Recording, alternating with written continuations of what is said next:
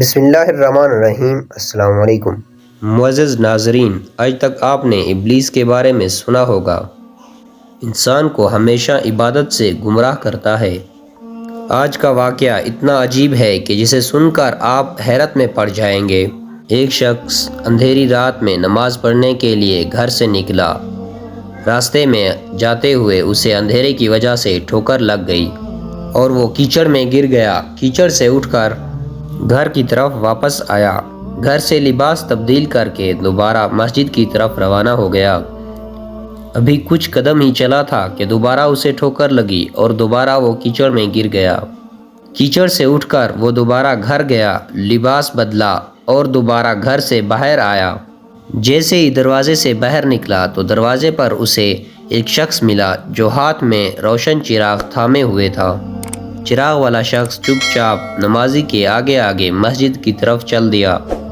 اس بار نمازی کو مسجد پہنچنے کے لیے کسی دشواری کا سامنا نہیں کرنا پڑا۔ وہ خیریت سے مسجد پہنچ گیا اور نماز ادا کی۔ جب نماز ادا کر کے واپس نکلا تو چراغ والا شخص اس کا انتظار کر رہا تھا۔ وہ دوبارہ اس کے آگے آگے چلتا آیا اور گھر پہنچ گئے۔ جب گھر پہنچ گئے تو نمازی شخص نے اس اجنبی سے پوچھا، آپ کون ہیں؟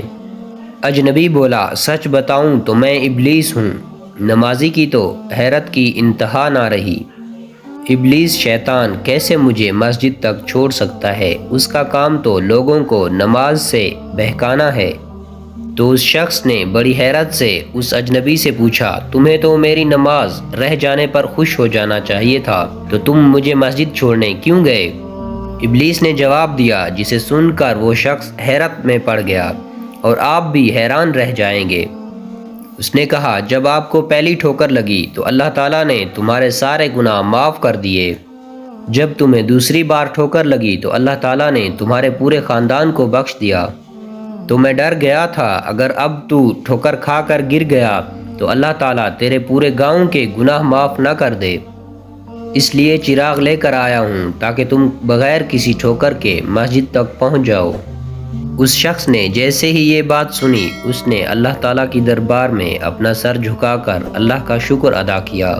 یہ ہے اللہ تعالیٰ کی شان۔ جب اللہ کی راہ میں کوئی ایک قدم بڑھاتا ہے تو اللہ پاک اس کی طرف 70 قدم نزدیک ہو جاتا ہے۔